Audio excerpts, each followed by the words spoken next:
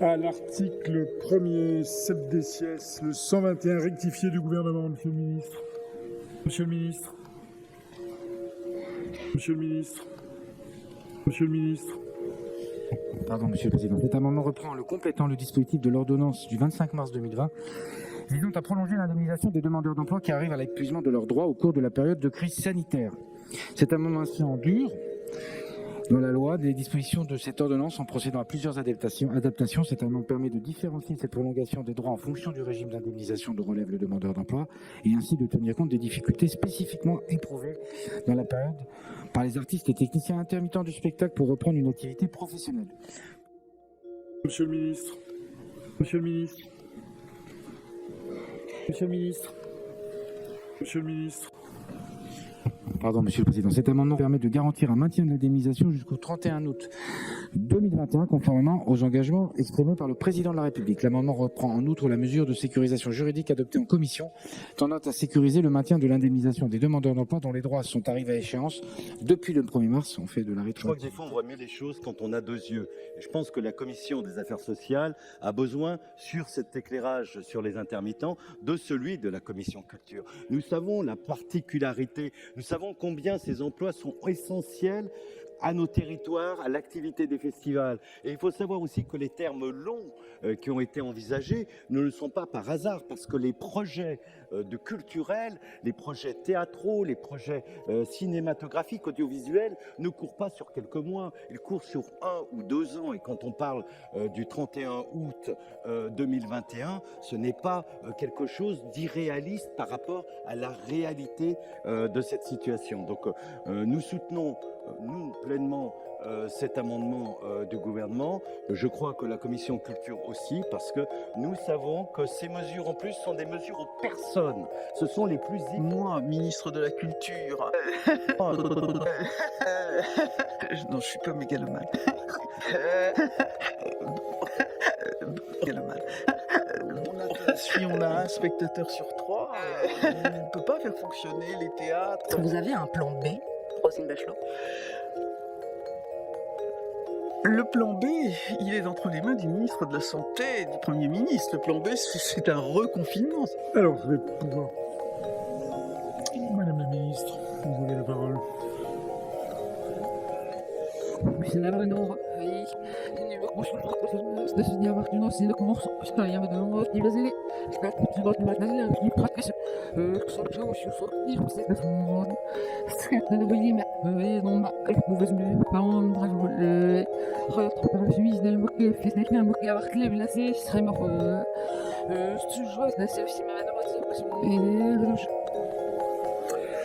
Alors, je vais pouvoir mettre au voie cet amendement qui manifestement devrait être adopté à l'unanimité. Qui vote pour?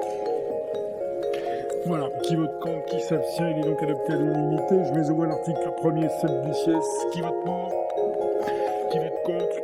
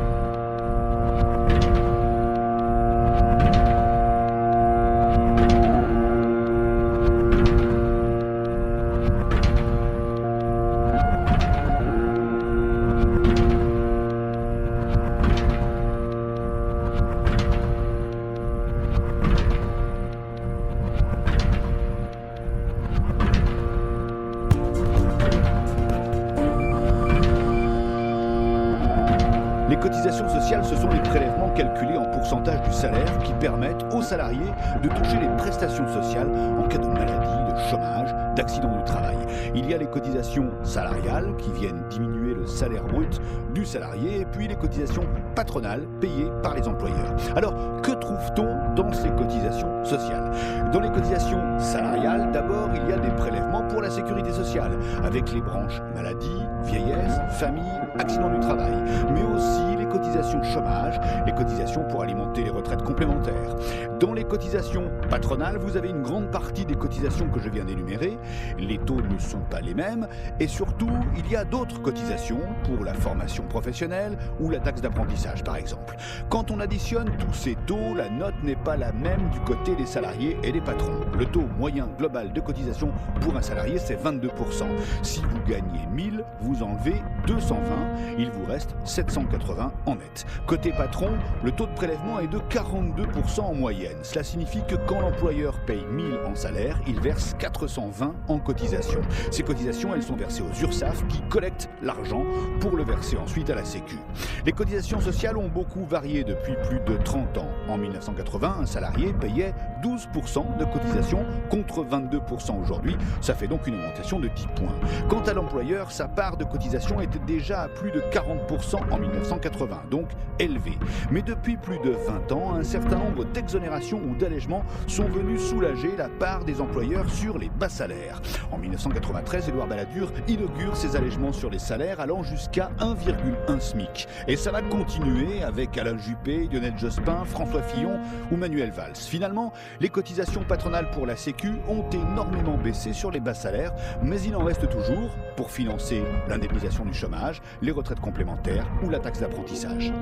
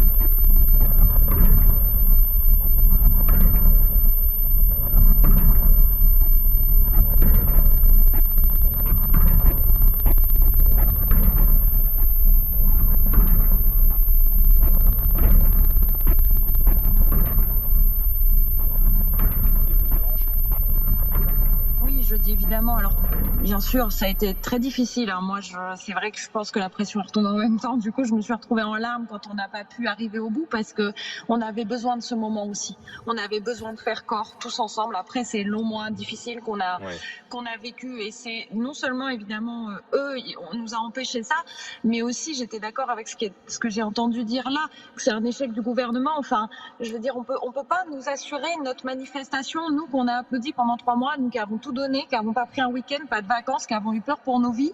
On a été sauvés des millions de Français avec des blouses en tissu qui se déchiraient, avec des sacs poubelles aux pieds, avec des masques en tissu, et on peut pas assurer notre sécurité pendant 3 heures alors qu'on a des camions à eau, des équipements, des fourgons de police partout. Comme vous le dites, oui, c'est un échec du gouvernement, un peu de respect pour nous. Là, je dis bien sûr, oui, laissez-nous manifester tranquillement. Là où je suis pas d'accord avec mon confrère Patrick Pelot, c'est que moi, j'ai croisé Assa Traoré, elle était avec nous, on a fait des photos avec plein de collectifs de soignants qui venaient de plein de villes, qui étaient très heureux, parce que nous, on a appelé les citoyens à venir avec nous et à dire défendez l'hôpital public avec nous. Donc c'est très bien que plein de manifestations qui luttent pour l'égalité, qui luttent contre le racisme, c'est des choses qu'on retrouve dans les corps de soignants. Nous, on soigne tout le monde indifféremment de tout. Donc c'est très bien qu'ils soient venus avec nous. Tout le monde avait sa place là. Mais effectivement, il faut que le gouvernement nous respecte. Et en plus, on parle de ça, mais pourquoi on était tous là ? Du coup, ça fait 3 heures que sur aucune chaîne, personne ne dit que si on était 80 000 dans la rue aujourd'hui et des centaines de milliers... C'est parce qu'on n'a toujours pas les revendications. Il n'y en a que 3, bon sang, 3. Il n'y en a pas une qui a été faite. L'augmentation des personnels soignants, l'arrêt des fermetures des hôpitaux et des lits, pouvoir travailler dans des conditions de travail dignes et accueillir dignement les patients. C'est ça qu'on ne dit pas depuis tout à l'heure. Et moi, je ne suis pas d'accord. Est-ce qu'on passe encore 4 jours à filmer 30 gamins ? Pourquoi on ne les interpelle pas ? Pourquoi on est 30 000 ? Il y a 30 quoi, 100 150 ? Partout, il y avait partout, on pouvait même pas sortir à gauche, à droite, etc. Et là, il y a 100 gamins qu'on peut pas trouver, sortir et nous permettre de manifester tranquillement. D'abord, moi, j'ai peur, rien que les bruits, même les pétards, ça me fait peur. Moi, j'ai eu, comme tout le monde, la gorge qui pique. Ma copine qui était avec moi était asthmatique. Donc, comme elle n'avait pas pris sa ventoline avec elle, on a dû courir vite pour essayer on l'a fait rentrer dans un café pour pas qu'elle fasse une crise d'asthme. Donc, c'est en ça où je dis, on n'assure même pas notre sécurité à nous, quoi. Donc il faut là-dessus qu'il y ait, je sais pas, moi je suis pas chef des forces de l'ordre, je sais pas comment ça se passe, mais c'est pareil à chaque fois. Mais bon sang, on a vu, alors que les gens ont encore peur du Covid, alors que tout le monde a mis un masque, l'a enlevé quand on était en plein air et qu'il y avait suffisamment d'espace, comme j'ai fait moi aussi, à des endroits en Larmy quand on était trop groupés, puis quand il y avait suffisamment d'air.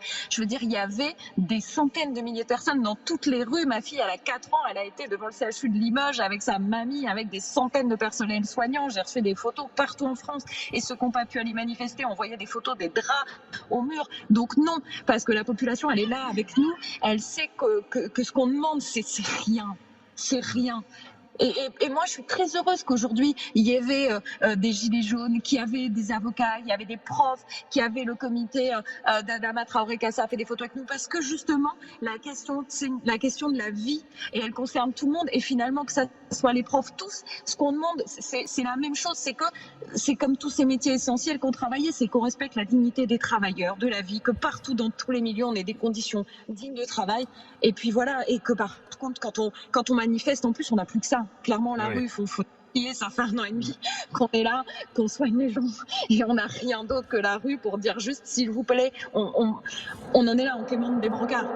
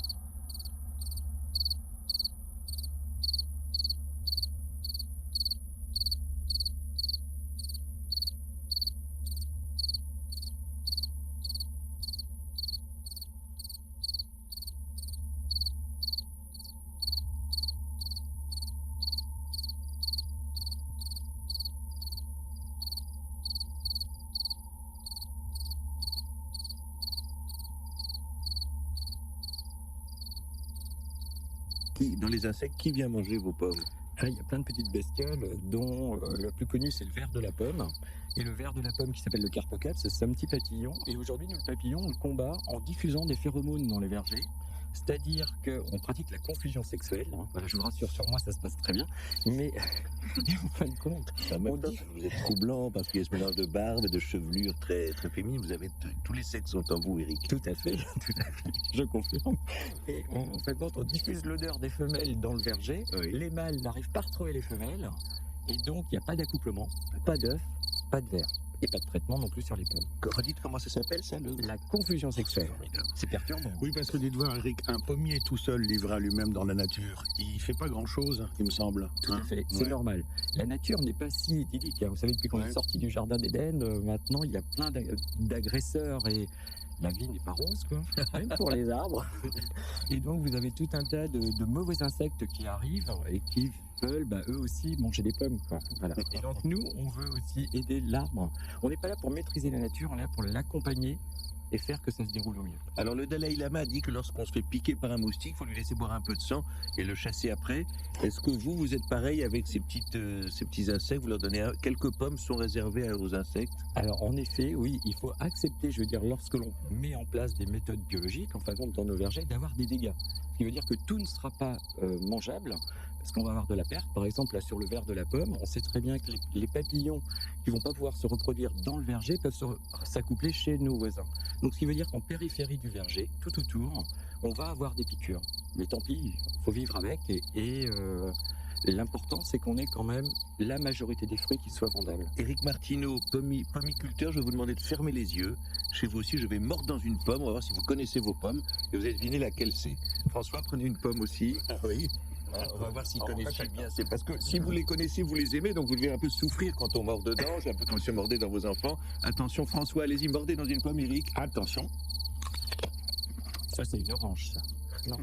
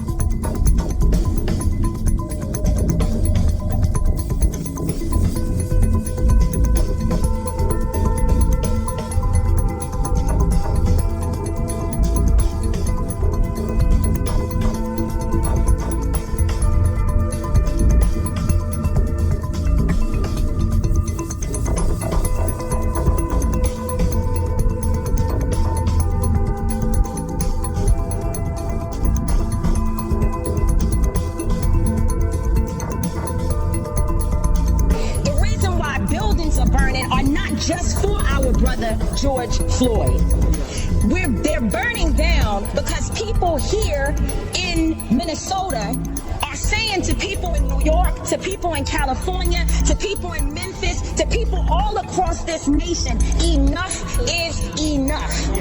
And we are not responsible for the mental illness that has been inflicted upon our people by the American government, institutions, and those people who are in positions of power. I don't give a damn if they burn down Target. Because Target should be on the streets with us, calling for the justice that our people deserve. Where was AutoZone at the time when Philando Castile was shot in a car, which is what they actually represent? Where were they? So if you are not coming to the people's defense, then don't challenge us when young people and other people who are frustrated and instigated by the people you pay. You are paying instigators to be among our people out there throwing rocks, breaking windows, and burning down buildings. And so young people are responding to that. They are enraged, and there's an easy way to stop it. Arrest the cops. Charge the cops. Charge all the cops. Not just some of them, not just here in Minneapolis. Charge them in every city across America where our people are being murdered.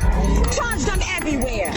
That's the bottom line. Charge the cops. Do your job. Do what you say this country is supposed to be about, the land of the free for all. It has not been free for black people, and we are tired. Don't talk to us about looting. Y'all are the looters. America has looted black people. America looted the Native Americans when they first came here. So looting is what you do. We learned it from you.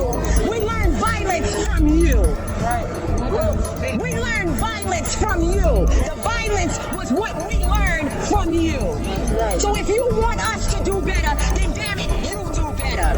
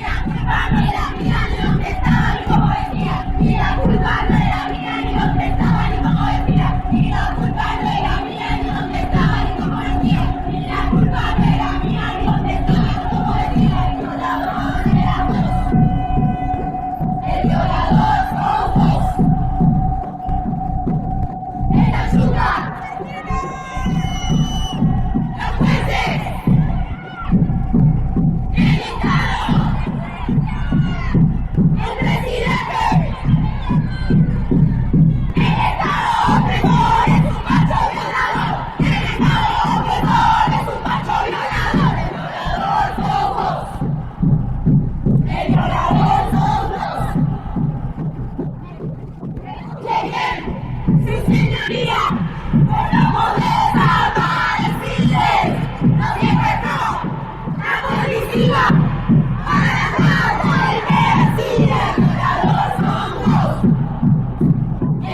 la voz